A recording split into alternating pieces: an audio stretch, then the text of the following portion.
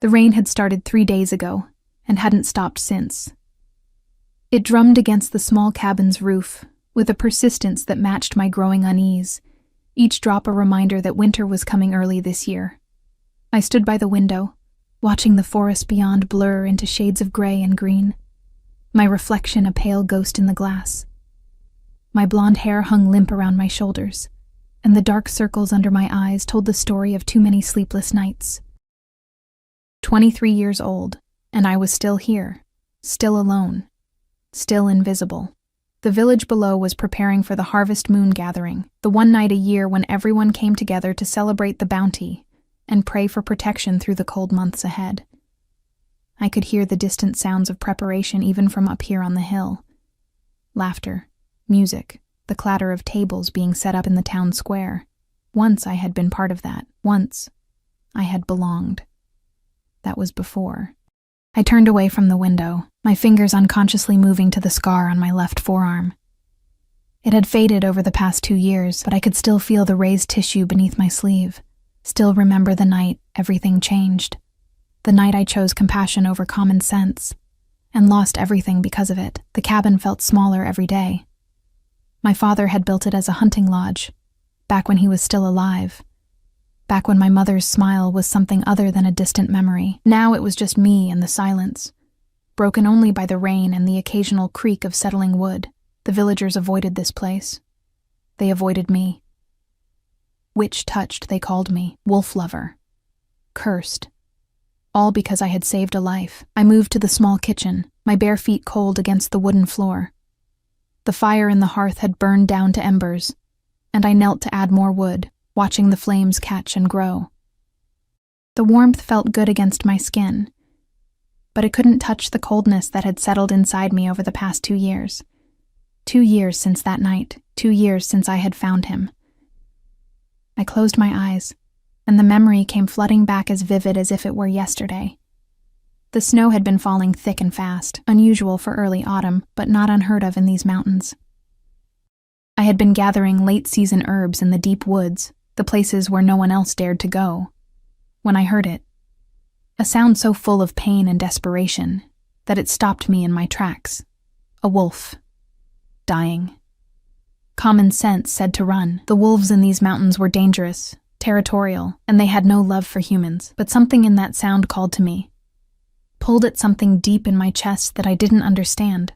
I had followed it through the trees, my lantern swinging wildly in my shaking hand, until I found him. Even dying, he was magnificent. His fur was dark as midnight, thick and luxurious, despite the blood that matted it. He lay in a small clearing, his breathing labored, his golden eyes watching me with an intensity that should have terrified me. A hunter's trap had caught his hind leg, the iron teeth buried deep in flesh and bone. But worse than that were the arrow wounds, 3 of them, clustered around his shoulder and chest. Someone had hunted him deliberately, tried to kill him and failed. I should have left him, should have turned around and pretended I had never seen anything. The village had strict rules about wolves, about interfering with the natural order of things. But those eyes, there was something in those golden eyes that looked almost human, almost pleading. "I'm going to help you," I had whispered, setting down my lantern and approaching slowly. "Please don't bite me." The wolf had made a sound low in his throat. Not quite a growl, not quite a whimper. His body tensed as I knelt beside him, my hands trembling as I examined the trap. The mechanism was complex, designed to hold without killing immediately. Cruel. It had taken me nearly an hour to free him, working by lantern light while the snow continued to fall. The wolf had remained eerily still, those golden eyes never leaving my face. When the trap finally released, he let out a sound that might have been relief, or might have been pain. I couldn't tell. The arrows were next, and I worked as carefully as I could, remembering the lessons my mother had taught me before she died. How to clean wounds, how to stitch flesh, how to use the herbs that grew in the deep woods. The wolf had watched me through it all, his breathing growing steadier as I worked. When I finally finished, wrapping his wounds with strips torn from my own cloak, he had done something that still haunted my dreams. He had lifted his massive head and touched his nose to my hand, just once. so gently it might have been my imagination. Then he had struggled to his feet and limped away into the darkness, leaving me alone in the clearing with my bloody hands and my racing heart. I had thought that was the end of it. Thought I could go home, wash the blood away, and never speak of what I had done. But someone had seen me. One of the hunters, coming back to check his trap, had spotted my lantern in the woods. By morning, the whole village knew that I had saved a wolf, a monster, an enemy. The accusations had started immediately. Witch, demon lover, cursed. My small cottage in the village had been vandalized, words painted across the door in red that looked too much like blood. The baker refused to sell me bread. The well-keeper told me to find my own water. One by one, the people I had known my entire life turned their backs on me. So I had come here, to my father's old hunting cabin, and I had stayed. 2 years of isolation, 2 years of silence, 2 years of wondering if I had made the right choice that night in the snow. The knock at the door shattered my reverie. I froze, my heart suddenly pounding. No one came up here. No one had knocked on my door in 2 years. The rain continued its relentless drumming, and for a moment, I thought I had imagined it. Then it came again. 3 sharp knocks, deliberate and commanding. I stood slowly, my legs unsteady beneath me. Through the small window beside the door, I could see a figure standing on my porch, tall, broad-shouldered, dressed in dark clothing that seemed to absorb the gray light of the rainy afternoon. Not someone from the village. The villagers were shorter, rounder, softer. This person stood like a soldier, like someone accustomed to being obeyed. My hand shook as I reached for the door handle. Every instinct screamed at me to stay silent, to pretend I wasn't home, but something else. That same something that had pulled me toward a dying wolf 2 years ago made me turn the handle and pull the door open. The man on my porch was stunning in a way that made my breath catch. He was tall, well over 6 feet, with strong features that looked carved from stone. His hair was dark, almost black, and wet from the rain. But it was his eyes that stopped me cold. Golden eyes. The exact shade of amber I had seen in the dying wolf's gaze 2 years ago. Impossible. "Elena," he said, and his voice was deep, resonant, carrying an authority that made me want to step back and bow at the same time. "We need to talk." I stared at him, my mind racing. I had never told anyone my name. After I moved to the cabin, I had become simply the girl on the hill, the witch-touched one. No one had called me by my name in 2 years. "Who are you?" I managed to whisper. His lips curved into something that wasn't quite a smile. "You saved my life once. I've come to return the favor." The world tilted beneath my feet. Those eyes, that voice, the way he stood with controlled power despite the rain soaking through his clothes. It couldn't be. Wolves didn't become men. That was a fairy tale nonsense. Stories told to frighten children.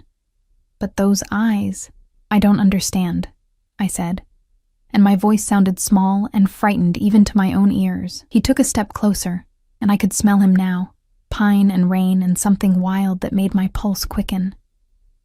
"The harvest moon gathering begins tonight. The village elders have decided you're the cause of this early winter. They're coming for you at sunset." His golden eyes held mine, intense and unwavering. "They're bringing fire." The word hung in the air between us like a death sentence. Fire. The traditional punishment for witches, for anyone deemed cursed or demon-touched. "Why?" I breathed, though I already knew the answer. I had always been different, always been alone. Saving the wolf had just given them the excuse they needed, because people fear what they don't understand, he said quietly. And because someone has been whispering poison in their ears, telling them that their crops are failing because you cursed the land, that the early frost is your punishment upon them. That's insane. I'm not a witch. I can't control the weather. I know. He paused, and something in his expression shifted, became almost vulnerable. "I've been watching over you, Elena. For 2 years, I've made sure the wolves left you alone, that no hunter accidentally wandered too close to your cabin, but I can't protect you from an entire village. Not without revealing what I am." My mind struggled to process his words. A shifter. He was a shifter. The legends were true, and he had been watching me, protecting me, all this time. "What do you want from me?" I asked, because there had to be a reason he was here now, telling me this. His golden eyes seemed to glow in the dim light of the rainy afternoon. "Come with me. My pack can offer you protection, a place to belong. You saved my life when you had every reason to leave me to die. Let me save yours." I looked past him at the rain-soaked forest, then back at the small cabin that had been my prison for 2 years. Behind him, down in the valley, I could almost see the village preparing for the gathering, preparing to come for me. A choice. Stay and face the fire, or go with a stranger, a wolf, into the unknown. My fingers found the scar on my arm again, tracing the old wound. 2 years ago, I had chosen compassion over safety. It had cost me everything I knew, but standing here, looking into those golden eyes, I realized something. I was still alive, still standing, still capable of choosing my own path. "If I come with you," I said slowly, "what happens then?" His expression was unreadable. "Then you'll discover that the world is much larger than this village, and perhaps—" He hesitated, and for just a moment, the powerful Alpha looked almost uncertain. "Perhaps you'll understand why I couldn't stop thinking about the girl with gentle hands and a brave heart who chose to save a monster in the snow." The rain continued to fall, and somewhere in the distance, I heard the first toll of the village bell. Sunset was 3 hours away. I took a breath and made my choice. I'll need to pack. He waited on the porch while I gathered my things, his presence a solid, protective shadow against the storm. I moved through the cabin in a daze, pulling my mother's old traveling bag from beneath the bed and filling it with what little I owned. Clothes, mostly worn and patched. A few books my father had left behind. The small wooden box that held my herbs and remedies. My hands shook as I worked, my mind still struggling to accept what was happening. Shifters were real. The man on my porch, the wolf I had saved, was proof of that. And he had been watching me for 2 years. I paused, holding one of my father's books, and let that sink in. 2 years. While I had been alone, isolated, believing myself abandoned by the entire world, someone had been there, protecting me from the shadows. The thought sent a strange warmth through my chest, followed immediately by a spike of fear. What did he want? Why had he really come? Elena. His voice came from the doorway, and I turned to find him standing just inside, water dripping from his dark hair onto my floor. "We don't have much time. The council will meet within the hour, and once they vote, the hunters will come." "I'm almost ready," I said, forcing my hands to steady as I closed the bag. "I just need to—" "Leave it all," he interrupted, his golden eyes sweeping across the sparse cabin. "None of this matters where we're going." Something in his tone made me bristle. "These are my things, my father's things. They matter to me." For a moment we stood in silence, the rain drumming overhead. Then, surprisingly, his expression softened. "Forgive me. I'm used to giving orders and having them followed without question. Pack what you need, but be quick." I nodded and returned to my task, hyper-aware of his presence in the small space. He moved with an economy of motion that spoke of controlled power, examining the cabin with an intensity that made me wonder what he saw. Did he judge me for the threadbare curtains, the simple furniture, the life I had carved out in isolation? "Why didn't you tell me?" The question escaped before I could stop it. 2 years ago, after I helped you, why didn't you let me know what you were? He was silent for so long I thought he wouldn't answer. When he finally spoke, his voice was rough. "Because I was afraid." I turned to stare at him. "Afraid? Of what?" "Of what you represented." He moved to the window, looking out at the rain-soaked forest. "I'm the Alpha King, Elena. I lead not just one pack, but several. I'm responsible for hundreds of lives, for maintaining the treaties that keep us hidden from human knowledge, for protecting my kind from exposure. And in one night, a human girl with blonde hair and fearless hands made me question everything. My heart was pounding now. "I don't understand." He turned to face me, and the raw honesty in his expression took my breath away. "You should have left me to die." It would have been the smart choice, the safe choice. But you didn't. You risked everything to save a creature you'd been taught to fear. You saw me, truly saw me, and chose compassion. He paused, his jaw tightening. Do you know how rare that is? How precious? I couldn't speak, couldn't move. The weight of his words pressed against my chest like a physical thing. I watched you pay the price for that choice, he continued, his voice dropping lower. I watched the village turn against you. Watched you retreat to this cabin and survive alone. I wanted to reveal myself 1,000 times. Wanted to tell you that you weren't alone, that someone understood. But I couldn't. Because the moment I did, I would put my entire pack at risk. Then why now? I whispered. Why risk it now? His golden eyes blazed with an intensity that made my knees weak. Because they're going to kill you, Elena. And I've discovered that there are some things more important than treaties and secrecy. Some debts that can never be repaid. He took a step closer, and I could feel the heat radiating from his body. You saved my life. Let me save yours.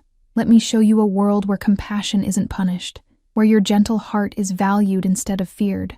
The cabin suddenly felt too small, the air too thick. I grabbed my bag and slung it over my shoulder, needing to move, to do something other than stand there drowning in the golden fire of his gaze. I'm ready, I said, my voice barely steady. He studied me for a long moment, then nodded. It's a 3-hour run to the pack territory. Can you ride? I blinked. Ride what? A smile ghosted across his lips. The first real smile I'd seen from him. Hold that thought. He stepped out onto the porch, and I followed, pulling my cloak tight against the rain. The afternoon had grown darker, the clouds thick and heavy overhead.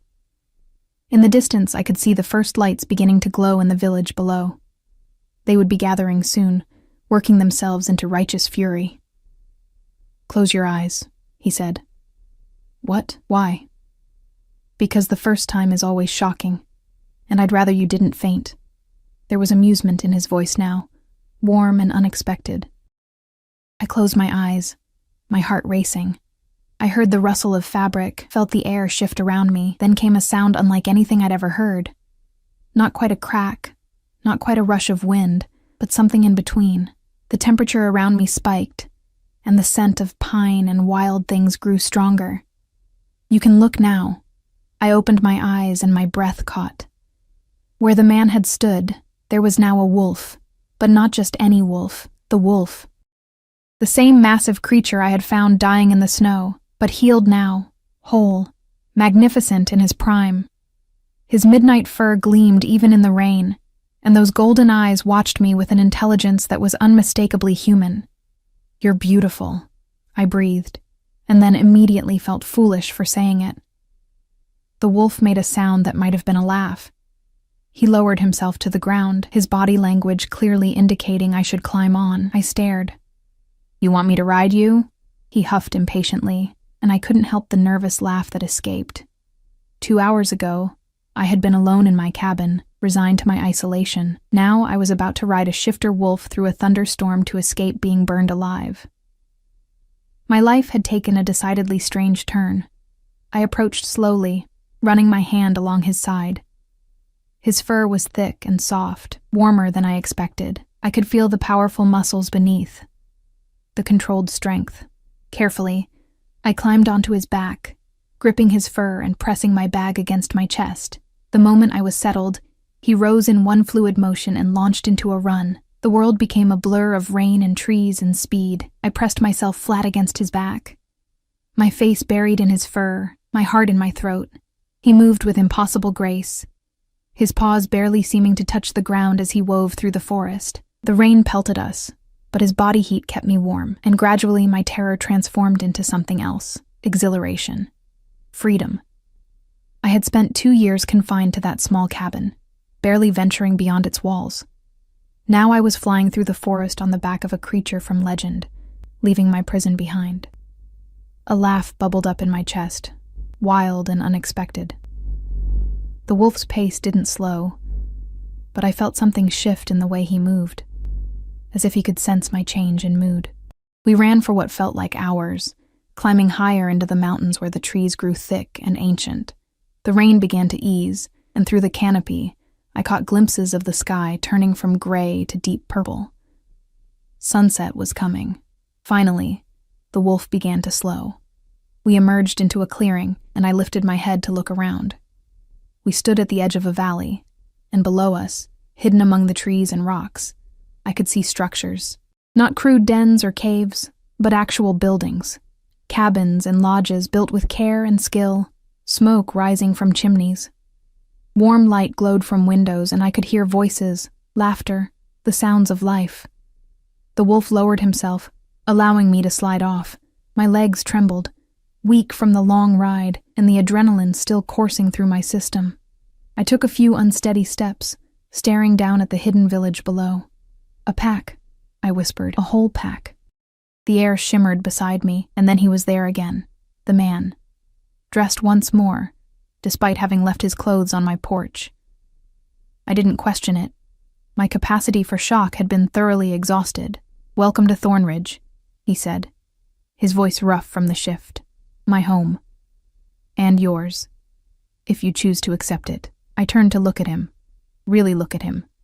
His dark hair was still wet, plastered to his head. His strong features were set in an expression of carefully controlled neutrality, but his golden eyes betrayed him. There was hope there, and uncertainty, and something deeper I was afraid to name. "You still haven't told me your name," I said. A shadow of a smile crossed his face. "Dane. My name is Dane Thornridge, Alpha King of the Northern Packs." "Dane," I repeated, tasting the name. It felt right, solid and strong like the man himself. "Come," he said, gesturing down the slope. "The pack will want to meet you, and we need to get you warm and dry before—" He stopped abruptly, his head snapping to the side. His entire body went rigid, his nostrils flaring as he scented the air. In an instant, the controlled, civilized man vanished, replaced by something feral and dangerous. "What is it?" I asked, fear spiking through me. "Hunters." The word was a growl. "They followed us. They must have been watching your cabin, waiting." My blood ran cold. "How many?" "6. Maybe more." He turned to me, his expression fierce. "Can you make it down the slope alone?" Yes, I think so." "Go, now. Find a woman named Sarah. She has silver hair and will be in the largest lodge. Tell her Dane sent you and that hunters are close. She'll protect you." "What about you?" His smile was all teeth, nothing human about it. "I'm going to make sure they regret following us." Before I could protest, he was shifting again, the wolf emerging in a ripple of power and heat. He turned and bounded back into the forest, toward the pursuing hunters, leaving me alone at the edge of the valley. I stood frozen for a heartbeat, torn between the instinct to run and the desperate urge to follow him, to make sure he was safe. But I was human, weak, useless in a fight. The best thing I could do was get to safety and not become a liability. I started down the slope, my bag clutched tight, my eyes searching for the largest lodge. Behind me, deep in the forest, I heard a sound that made my blood freeze, a wolf's howl, savage and challenging, followed by human screams. Dane was fighting because of me, because he had chosen to save me. I ran faster. The largest lodge sat at the heart of the village, its windows glowing with warm amber light that cut through the gathering dusk. I stumbled toward it, my breath coming in ragged gasps, my legs burning from the desperate sprint down the slope. Around me, I could sense movement, figures emerging from doorways, curious eyes tracking my progress. The air smelled of wood smoke and something cooking, making my empty stomach clench with hunger. I'd been too anxious to notice before. I reached the lodge's heavy wooden door and pounded on it with my fist. Probably harder than necessary. My heart hammered against my ribs, and I couldn't stop looking back toward the forest where Dane had disappeared. No more sounds came from that direction. No howls, no screams, just silence, which somehow felt worse. The door swung open, revealing a woman who took my breath away. She was tall, nearly as tall as Dane, with silver hair that cascaded past her shoulders, despite a face that looked no older than 30. Her eyes were a pale blue, almost white, and they held a sharpness that told me she missed nothing. "Please," I gasped. "Dane sent me, hunters. They followed us." He said to find Sarah. Her expression shifted from curiosity to steel in an instant. "Inside. Now." She grabbed my arm and pulled me through the doorway, then called over her shoulder. "Garrett, Rowan, hunters in the North Woods. Rally the patrol." The interior of the lodge was larger than I expected, with a massive stone fireplace dominating one wall and sturdy furniture arranged around it. Several people occupied the space. A man sharpening a blade near the fire, 2 women sorting herbs at a long table, a teenage boy reading in the corner. All of them looked up at Sarah's command, their bodies going tense and alert. "How many?" the man by the fire asked, rising to his feet. He was broad-shouldered and scarred, with brown hair shot through with gray. 6, maybe more," I said, finding my voice. "Dane went to—" "Of course he did," Sarah muttered, but there was affection beneath the exasperation. "That fool never could resist a fight." She turned to the man. "Garrett, take Rowan and Marcus. Find our alpha and make sure he doesn't do anything stupidly heroic." Garrett nodded and moved toward the door, pausing only to grab a cloak from a hook. "What about the girl?" "She stays with me." Sarah's hand was still on my arm, firm but not painful. "If hunters followed her here, they know what she is to Dane. That makes her pack business. What I am to Dane." I wanted to ask what she meant, but the men were already moving, transforming mid-stride in that same impossible ripple of power I'd witnessed before. 3 wolves. 1 brown, 1 reddish gold, 1 gray, burst through the door and vanished into the twilight. Sarah closed the door behind them and turned to me, her pale eyes assessing. "Sit. You look like you're about to collapse." And she was right. The adrenaline was wearing off, leaving me shaky and weak. I sank into a chair near the fire, my wet cloak steaming in the heat. One of the women brought me a blanket without being asked, draping it around my shoulders with a gentle smile. "I'm Beth," she said softly. She was younger than me, maybe 19, with warm brown eyes and freckles scattered across her nose. "Don't worry. Dane's the strongest alpha in 3 generations. A few human hunters are nothing." I wanted to believe her, but my hands wouldn't stop shaking. "He saved me. They were coming to burn me, and he—" "We know," Sarah interrupted, settling into the chair across from me. "We've known about you for 2 years, Elena. The human girl who saved our king." I stared at her. "You knew?" "Dane told us everything after it happened. How you found him dying in that trap, how you freed him and tended his wounds despite the danger." Sarah's expression softened slightly. "He wanted to bring you here immediately, but the council forbade it. Too risky, they said. Humans and shifters don't mix. It always ends in tragedy. But I'm here now," I said quietly. "You're here now because our king decided that some rules are worth breaking." She leaned forward, her pale eyes intense. "Do you understand what you've walked into, Elena? This isn't just a pack. This is the seat of power for all the northern territories. The decisions made here affect hundreds of shifters across 3 mountain ranges. And you, a human, are now under the protection of the Alpha King himself." The weight of her words settled over me like a physical thing. I didn't ask for any of this. I just wanted to help someone who was suffering. "I know." Sarah's voice gentled. "That's what makes this so complicated. You didn't save Dane for political gain or personal advantage. You did it because you have a good heart. And that's exactly why the council is going to lose their minds when they find out you're here." Before I could respond, the door burst open. Dane strode in, human again, with Garrett and the others behind him. There was blood on his hands, not his own, I thought, and his expression was grim. His golden eyes found me immediately, scanning me from head to toe as if checking for injuries. "You're safe," he said, and the relief in his voice was palpable. "The hunters?" I asked. "Dealt with." His jaw tightened. "They won't be reporting back to the village, and they won't be hunting anyone ever again." I should have felt horror at the implication, but all I felt was a strange numbness. Those men had been coming to burn me alive. Whatever Dane had done to them, they had earned. "We need to convene the council," Garrett said, his voice heavy. "The treaty." "Damn the treaty," Dane snapped. "They broke it first when they came onto Packlands with weapons and hostile intent."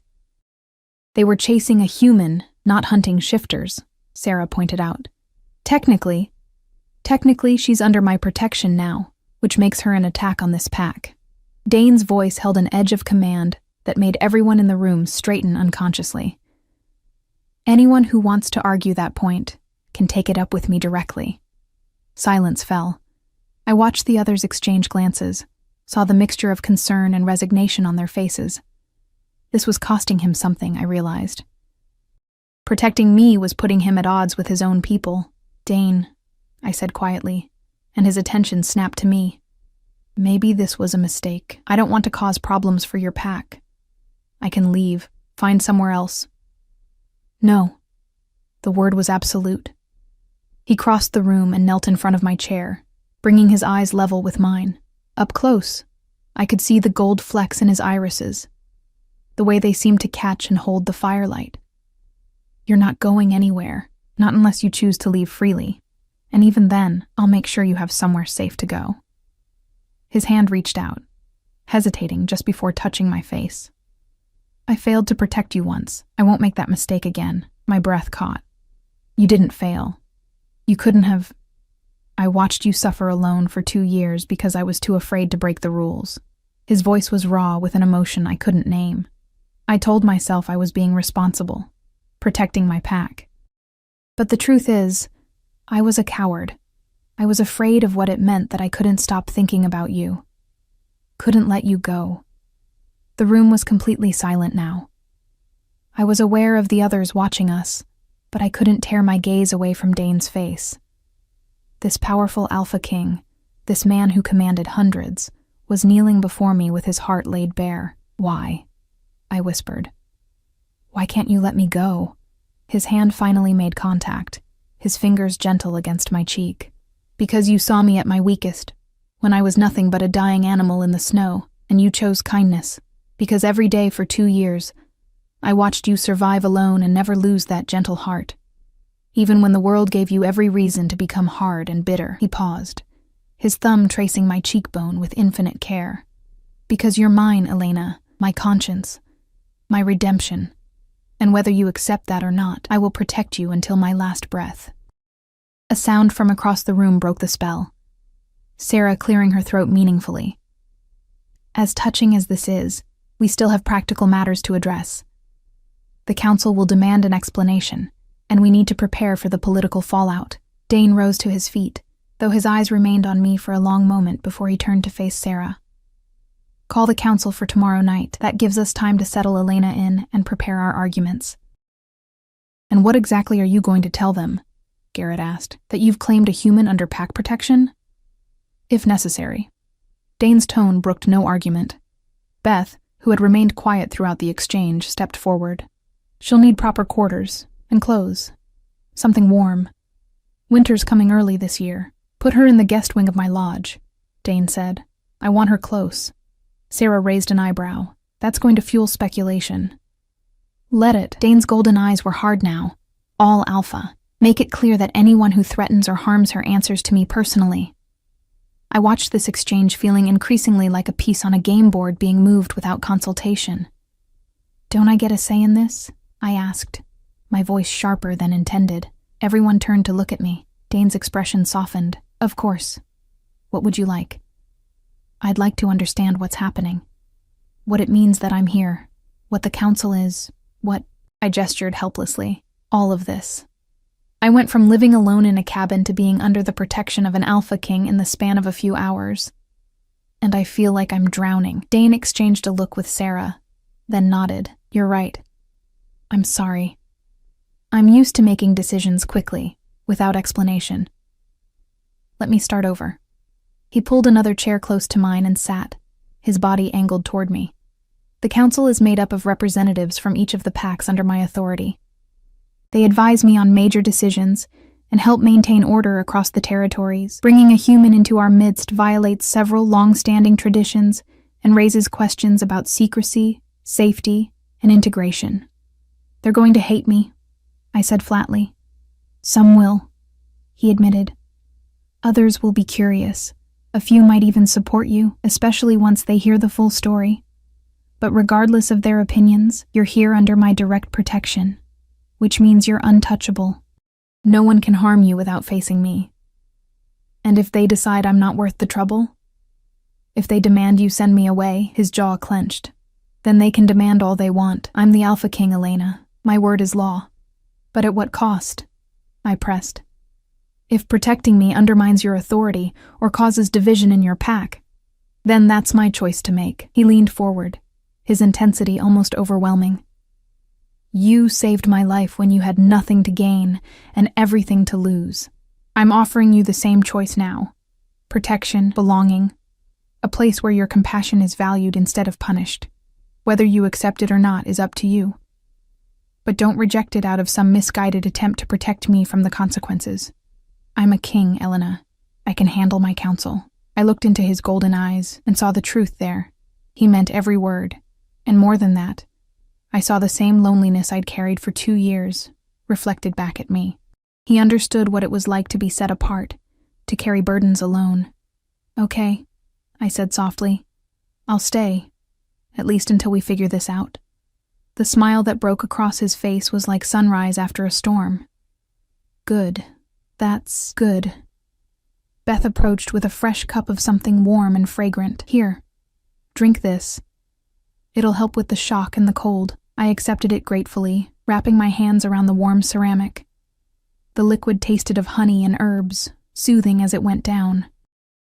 Around me, the pack members began to move again, their earlier tension easing as they returned to their tasks. But I caught the glances they sent my way, the whispered conversations, the human girl, the one the Alpha King saved, the one he's protecting. What I was to Dane, Sarah had said. Looking at him now, seeing the way his eyes tracked my every movement with protective intensity, I began to understand what she meant, and it terrified me.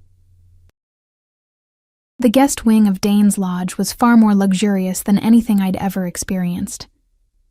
Beth had led me there after the council discussion, chattering nervously about pack dynamics and territorial politics, while I tried to absorb even a fraction of the information.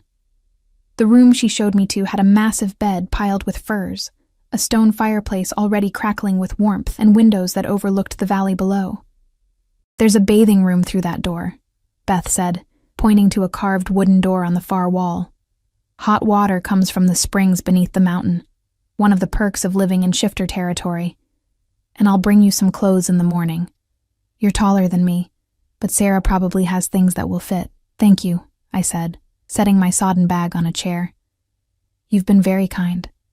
She smiled, but there was uncertainty in her eyes. Can I ask you something? About that night 2 years ago? I tensed but nodded. Were you afraid? When you found Dane in the trap? The memory surfaced clearly, the blood, the golden eyes watching me with that impossible intelligence, the very real possibility that the wolf might kill me the moment I freed him. Terrified, I admitted. But he was suffering, and I couldn't just walk away from that. Beth's expression turned thoughtful. Most humans would have. Most would have seen a dangerous predator, and nothing else. She moved toward the door, then paused. I'm glad you didn't. Dane's been different since that night. Quieter, more human, somehow. I think you reminded him of something he'd forgotten. She left before I could ask what she meant. Closing the door softly behind her, I stood in the middle of the opulent room, suddenly overwhelmed by the enormity of what had happened. This morning I'd been alone in my cabin, resigned to isolation. Now I was in the heart of a shifter pack, under the protection of their king, surrounded by people who could transform into wolves. The hot bath helped. I scrubbed away 2 years of grime and fear, letting the heated water soak into muscles I hadn't realized were so tense. When I finally emerged, wrapped in a thick robe I'd found hanging on the door, I felt almost human again. A knock at the door made me freeze. Elena? It's Dane. May I come in? My heart immediately began to race. Just a moment. I tightened the robe's belt and ran my fingers through my damp blonde hair, trying to make myself presentable. When I opened the door, he was standing in the hallway with a tray of food, bread, cheese, some kind of roasted meat, and a clay pitcher that smelled of wine. "I thought you might be hungry," he said. "You haven't eaten since this morning." The smell of the food made my stomach clench with sudden, desperate hunger. "I am, thank you." He entered the room, and I was struck again by his sheer presence. He'd changed clothes, no longer the rain-soaked warrior, but dressed in simple dark trousers and a loose shirt that did nothing to hide the powerful build beneath. He set the tray on a small table near the fire and gestured for me to sit. We ate in silence for a few minutes, and I tried not to devour the food like a starving animal. The bread was fresh and warm, the cheese sharp and creamy, the meat seasoned with herbs I couldn't identify. It was the best meal I'd had in 2 years. "Better?" Dane asked, watching me with something like amusement. "Much." I took a sip of the wine, which was rich and smooth. "Thank you. For all of this. The room, the food, I gestured vaguely. "Everything. You don't need to thank me, Elena. This is the least I can do."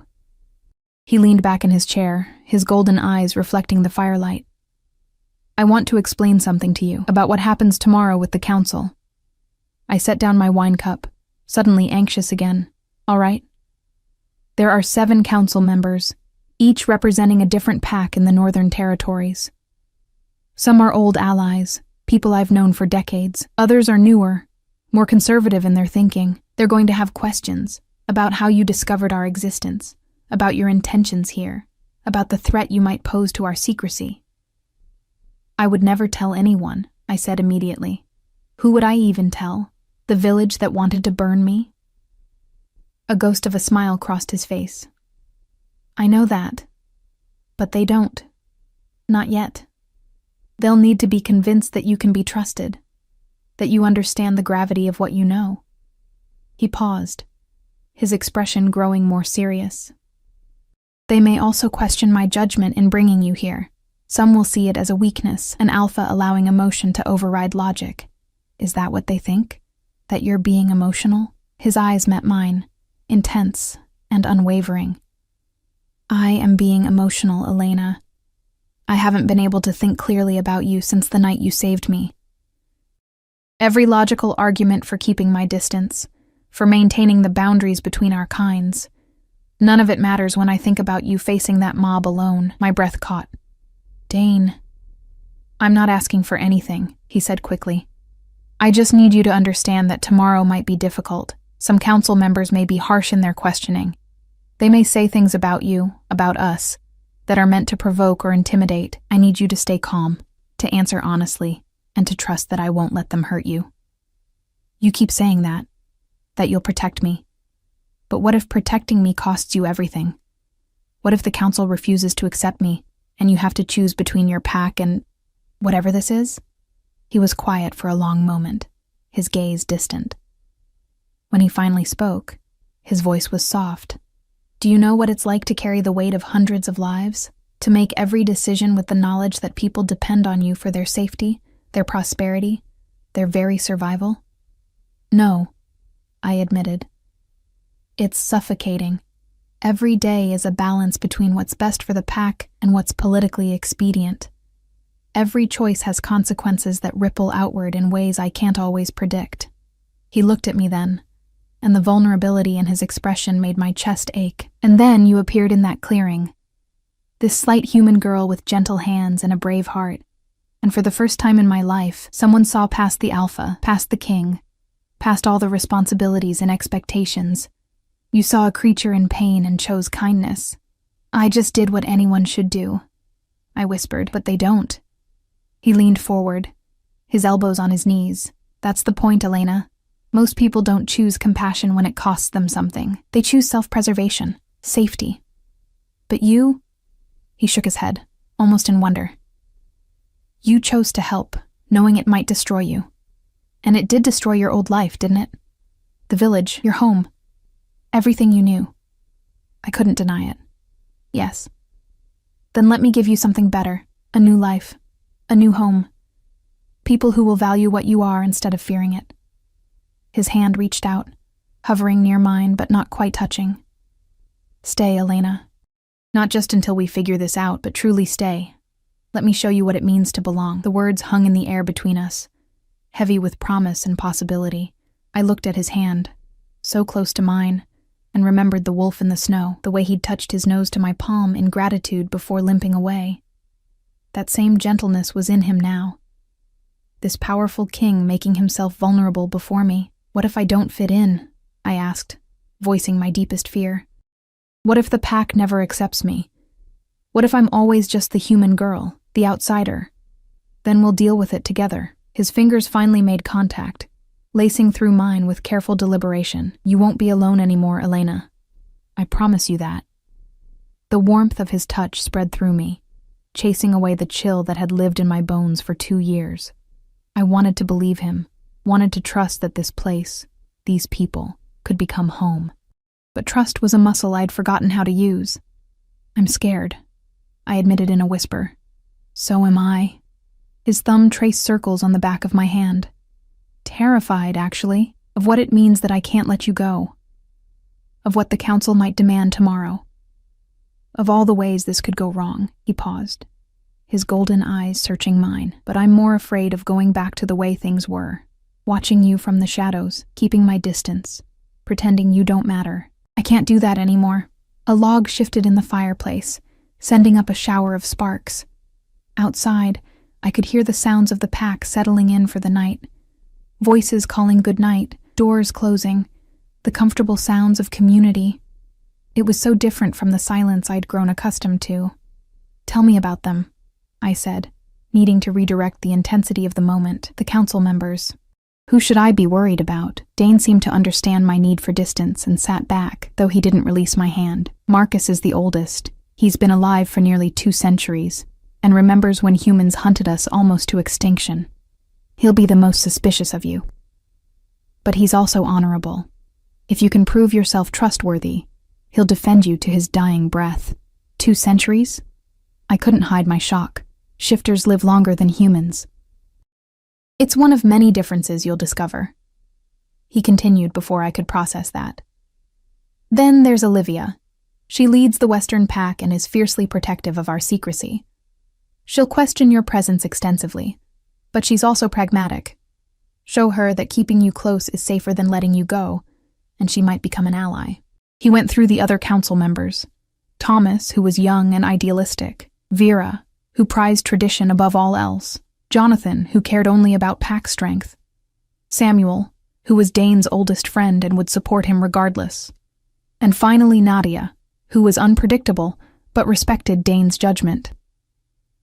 So basically, I need to convince a group of ancient, powerful shifters that I'm not a threat while also proving I'm worth protecting, I summarized.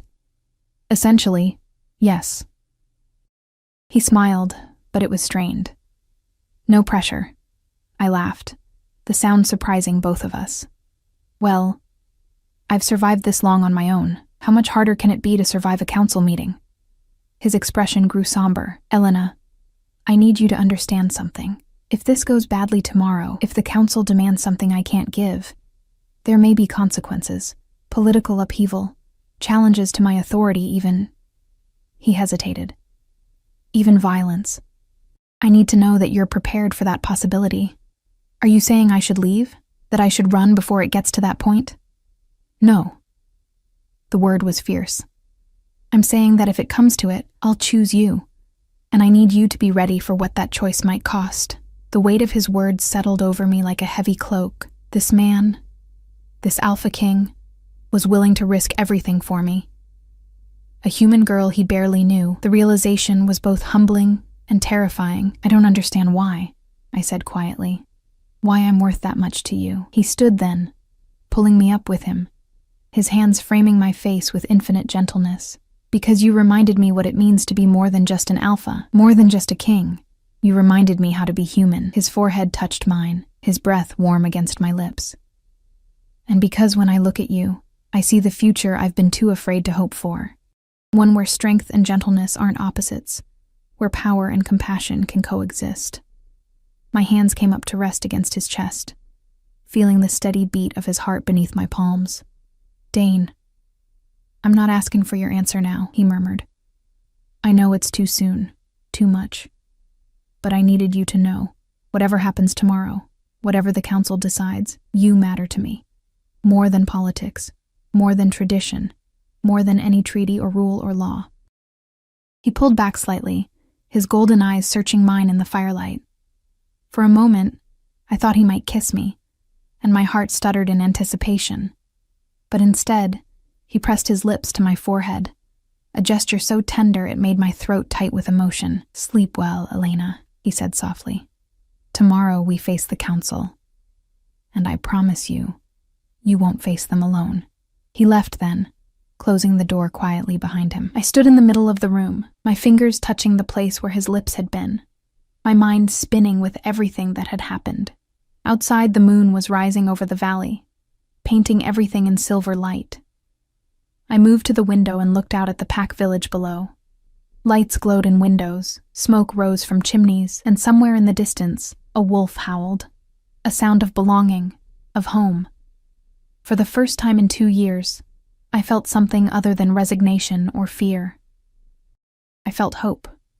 Fragile and uncertain, but undeniably real. Tomorrow would bring challenges. The council would test me, question me, perhaps even threaten me, but I wouldn't face it alone. I had Dane's protection, his promise, and, if I was brave enough to reach for it, perhaps something even more precious, a chance at belonging.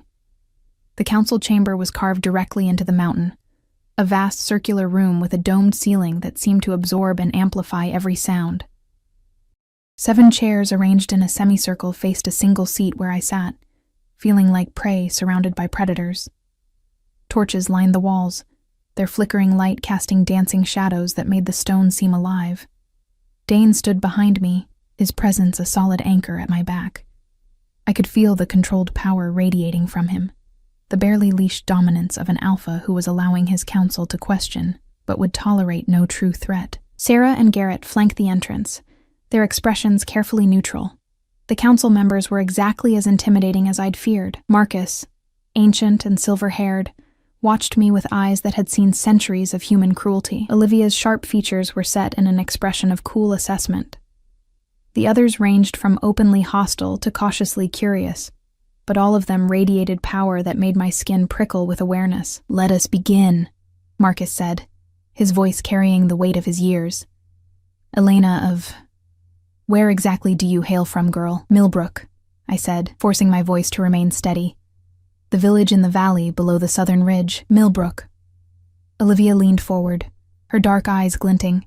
"The same village that attempted to execute you for witchcraft yesterday. How convenient that you fled straight to our Alpha King's protection." The implication was clear, that I had somehow manipulated the situation, used Dane for my own gain. I felt him tense behind me, but before he could speak, I responded. I didn't know where Dane was taking me until we arrived. I only knew that staying in my cabin meant death, and he offered an alternative. I met Olivia's gaze directly. "I'm not here because I sought out shifters. I'm here because your king chose to honor a debt he felt he owed." "A debt," Vera said, her voice dripping with skepticism. "For tending to wounds any healer could have managed. Hardly seems worth compromising our entire existence." "Any healer could have managed the physical wounds," I agreed. "But how many would have freed a wolf from a hunter's trap, while that wolf was still conscious and capable of killing them? How many would have worked for over an hour in the snow, alone and vulnerable, to save a creature they'd been taught to fear?" I paused, letting the question hang. I didn't help Dane because I expected gratitude or reward. I helped him because he was suffering, and I couldn't walk away from that. "Pretty words," Thomas said, though his tone was less hostile than the others. "But actions speak louder. What proof do we have that you won't return to your village and expose our location? What guarantee that you won't lead hunters here the moment you're released?" "I have nowhere to return to," I said quietly. "The people I grew up with decided I was worth burning. They would have done it too, if Dane hadn't intervened. As for guarantees," I spread my hands, "I can't offer any beyond my word. But consider this. If I wanted to harm shifters, I had the perfect opportunity 2 years ago. I could have left Dane to die in that trap, or reported his location to the hunters. Instead, I saved him and kept his secret, even when it cost me everything I had." Marcus studied me with those ancient eyes. "You claim you kept our secret. Yet here you sit, alive and well, while those who accused you are dead or fled. How do we know you didn't orchestrate this entire scenario? The accusation was so absurd it almost made me laugh. With respect, council member, if I had the power to orchestrate anything, I wouldn't have spent 2 years living alone in a cabin, barely surviving. I would have used that power to defend myself from the accusations in the first place. She has a point, Samuel said, speaking for the first time. He was younger than Marcus, but carried himself with quiet authority. The girl we've been watching for 2 years has been anything but powerful. She's been isolated, vulnerable, barely scraping by. That's not the behavior of someone plotting against us. You've been watching me? I turned to look at Dane, who had the grace to look slightly uncomfortable. We had to ensure you weren't a threat, he said, and to make sure you were safe. Nadia, who had been silent until now, leaned forward with interest. Tell me, Elena, in those 2 years of isolation, did you never once consider revealing what you knew? Trading information about the wolf you'd saved for acceptance back into your community? The question cut deeper than any accusation of manipulation. Every day, I admitted, and felt Dane stiffen behind me. Every single day I thought about it. About what I could say, what I could trade for my old life back. I took a breath, steadying myself. But every time I considered it, I remembered those golden eyes looking at me with trust, with gratitude. I remembered that I had made a choice to help, and that choice meant something. I couldn't betray that, even when I had nothing left. Silence fell over the chamber. I could see the council members exchanging glances, some skeptical, others thoughtful. Marcus leaned back in his chair, his expression unreadable. The real question, Jonathan said, his voice rough, is what we do with her now. She knows about us, knows our location, knows our nature. We can't simply let her leave. I agree, Olivia said.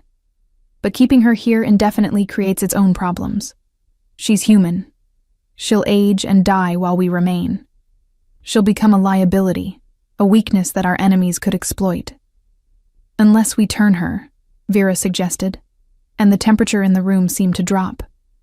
Make her one of us. Then she would be bound by pack law and loyalty. I felt Dane's hand on my shoulder. A warning and a comfort simultaneously. Turning a human against their will is forbidden by our oldest laws, he said, his voice carrying the weight of absolute authority.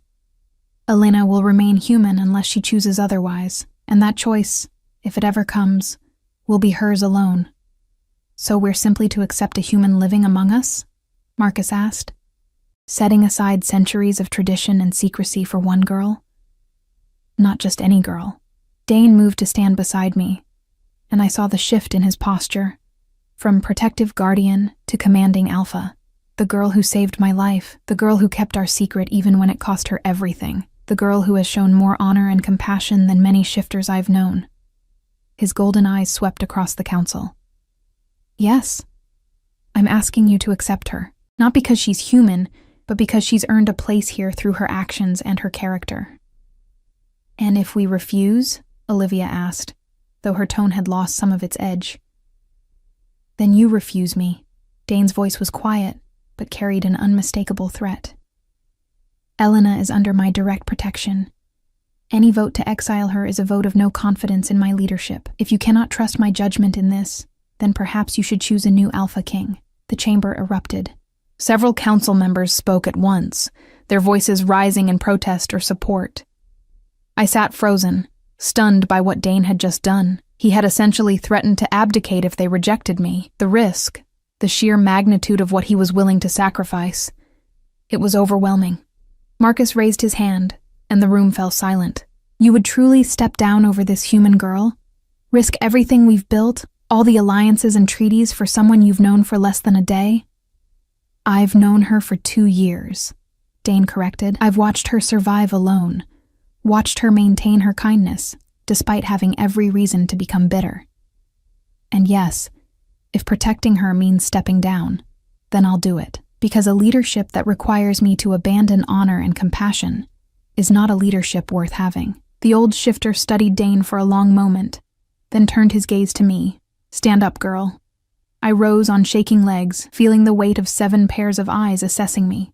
Marcus approached, moving with a grace that belied his apparent age. He circled me slowly, and I forced myself to remain still, to meet his gaze when it fixed on mine. "You're afraid," he observed. "Yes," I admitted. "I would be a fool not to be. Yet you don't run. Don't beg.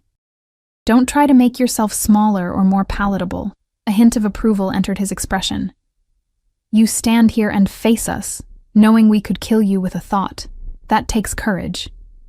"Or stupidity," I said, then immediately regretted it when several council members made sounds of surprise. But Marcus laughed, a genuine warm sound that transformed his entire face. "Or stupidity," he agreed. "Though I suspect in your case it's courage." He looked back at Dane. "She saved your life. Has she asked for anything in return?" "No," Dane said. "Nothing." "And you're willing to risk your position to protect her?" "I am." Marcus nodded slowly, then turned to address the full council. "I've lived for nearly 200 years. I've seen humans at their worst, hunting us, killing us, destroying our homes and families. But I've also seen them at their best. And this girl," he gestured to me, "she represents that best. The capacity for compassion, for sacrifice, for choosing what's right over what's easy. If we reject her, we reject the very qualities we claim to value in our own people." "Are you suggesting we accept her?" Vera asked, incredulous. "I'm suggesting we honor the debt our king owes her. She saved his life. She's earned pack protection, at minimum." Marcus looked at me again. "But that protection comes with conditions, girl. You'll need to learn our ways, respect our laws, and prove yourself worthy of the trust we're placing in you. Can you do that?" "I can," I said, my voice stronger now. "I will." "Then I vote to grant her sanctuary under pack law, with a probationary period of 1 year. During that time, she'll be monitored, taught, and assessed.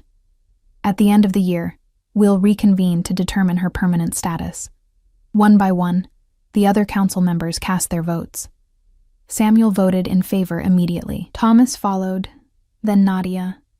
Jonathan abstained, clearly uncomfortable with the entire situation. Olivia was next, and after a long pause, she nodded her assent. Vera voted against, her expression sour. It came down to Olivia's second, a quiet woman named Helena, who had observed more than spoken. Everyone turned to her, waiting. "The girl saved our king," Helena said finally. "That alone warrants our protection. I vote in favor." The tension in the room released like a snapped bowstring. I felt my knees go weak with relief, and Dane's hand steadied me immediately. He was smiling, actually smiling, with a joy that transformed his entire face. "Thank you," I managed to say to the council. "I won't make you regret this." "See that you don't," Marcus said, but his tone was almost kind. "Welcome to Thornridge, Elena. May you find the belonging here that you lost elsewhere." The council members filed out, some pausing to nod at Dane or cast curious glances my way. When the chamber was finally empty except for Dane, Sarah, Garrett, and myself, I let out a breath I didn't know I'd been holding. That was...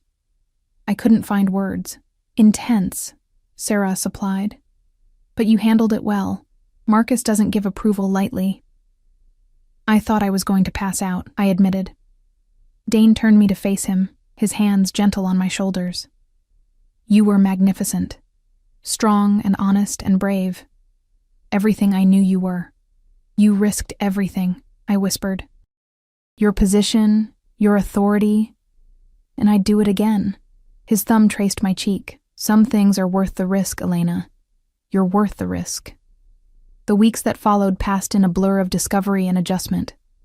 Beth took me under her wing, teaching me about pack dynamics and shifter customs. I learned that the pack was a family in the truest sense, bound by loyalty and love rather than just biology. I watched them shift and run together under the full moon, their joy and freedom so pure it made my chest ache. Dane was patient, giving me space to adjust while remaining a constant, steady presence. We fell into a routine, breakfast together, where he'd tell me about pack business and I'd share what I'd learned, walks in the forest, where he'd point out landmarks and tell me stories of his childhood, quiet evenings by the fire, reading, or simply talking. The silences between us growing increasingly comfortable. I began to heal in ways I hadn't realized I needed. The isolation of the past 2 years had left scars deeper than I'd acknowledged, but here, surrounded by acceptance and belonging, those scars began to fade. I laughed more, smiled more, started to believe that maybe, just maybe, I deserved this happiness. Winter came in full force, blanketing the valley in snow. The pack celebrated the solstice with a great feast, and I found myself in the center of it all. No longer an outsider, but a member of the community. Children played at my feet, adults included me in their conversations, and everywhere I went, I felt the warmth of acceptance. On the night of the winter solstice, as the pack gathered around a massive bonfire, Dane found me standing at the edge of the celebration. The flames cast his face in gold and shadow, making his features seem almost otherworldly. "Happy?" he asked quietly. "Yes," I said, and realized I meant it completely. I never thought I could be this happy again. "You deserve it, Elena. You deserve all of this and more." He took my hand, lacing our fingers together with a familiarity that had become natural over the past months. "I need to tell you something." My heart skipped. "What?" "The probationary year is almost over. In 2 weeks, the council will meet again to determine your permanent status." He turned to face me fully, his golden eyes serious. "But before that happens, I want to ask you something, and I need you to answer honestly." "All right. Do you want to stay? Not because you have nowhere else to go, not because you feel obligated, but because this is truly where you want to be?" I looked around at the gathered pack, at Beth teaching a young girl to dance, at Garrett laughing with Marcus, at Sarah directing the festivities with good-natured bossiness. I looked at the snow-covered valley, the warm lodges, the life I'd built here over the past months. And I looked at Dane, this powerful alpha king who had chosen to save me, to protect me, to show me what belonging truly meant. "Yes," I said softly. "I want to stay. This is home now." The smile that broke across his face was pure sunshine. "Then there's something else I need to ask." He took both my hands now, his expression turning serious. "The council will likely approve your permanent residency, but there's a way to make your position here absolutely unquestionable. A way to bind you to the pack in a manner that no one could dispute." My breath caught. "What way?" "You could accept a mate bond, with me." The words came out in a rush, as if he'd been holding them back for too long. "I know it's fast. I know you might not feel the same way I do, but Elena, I love you. I've loved you since the night you chose compassion over fear, and if you'll have me, if you'll accept this bond, I swear I'll spend the rest of my life making you happy." Tears blurred my vision. "Dane, you don't have to answer now," he said quickly. "Take time, think about it. Yes." He froze. "Yes, yes, I'll accept the bond. Yes, I love you too. Yes to all of it." I laughed through my tears. "How could I not? You've shown me what it means to be valued, to be protected, to be loved for exactly who I am. You've given me a home, a family, a future I never dared to dream of." He pulled me into his arms, holding me so tightly I could barely breathe, and I didn't care. His face buried in my hair, and I felt his whole body shaking with emotion. "I'll be a good mate to you," he whispered against my temple. "I swear it. I know you will." I pulled back enough to see his face, to trace the strong features I'd come to know so well. "And I'll be worthy of you, of all of this. You already are." He leaned down, and finally, his lips met mine in a kiss that felt like coming home and starting an adventure all at once. The pack around us erupted in cheers and howls of approval, but I barely heard them. All I knew was the warmth of Dane's arms, the sweetness of his kiss, and the absolute certainty that I was exactly where I was meant to be. 2 weeks later, the council convened as promised, but instead of a probationary review, they witnessed a mating ceremony. Dane and I stood before them, our hands bound together with silver cord, and pledged ourselves to each other before the pack and the moon. Marcus performed the ceremony, his ancient voice carrying across the gathered crowd. "From this day forward, Elena is not merely pack. She is Luna, mate to our Alpha King, Her protection is our protection. Her enemies are our enemies. Her joy is our joy. The pack howled their approval, the sound echoing across the valley and into the mountains beyond. And as Dane pulled me close, as I felt the mate bond settle into place like a golden thread connecting our hearts, I finally understood what I'd been searching for all along. Not just acceptance, not just protection, but love. Pure, unconditional, transformative love. I had saved a dying wolf in the snow, choosing compassion over fear. And in return, that wolf had saved me, not just from fire and death, but from loneliness and despair. He'd shown me that my gentle heart wasn't a weakness, but a strength. That my capacity for compassion was a gift to be celebrated, not punished. As spring arrived and the valley bloomed with new life, I stood beside my mate and looked out over our pack, our family. Children played in the sunshine, adults worked together to prepare for the coming year. And everywhere, there was laughter and joy, and the simple beauty of belonging. I was no longer the invisible girl from Millbrook. I was Elena Thornridge, Luna of the Northern Packs, mate to the Alpha King, and I was finally, completely, perfectly home.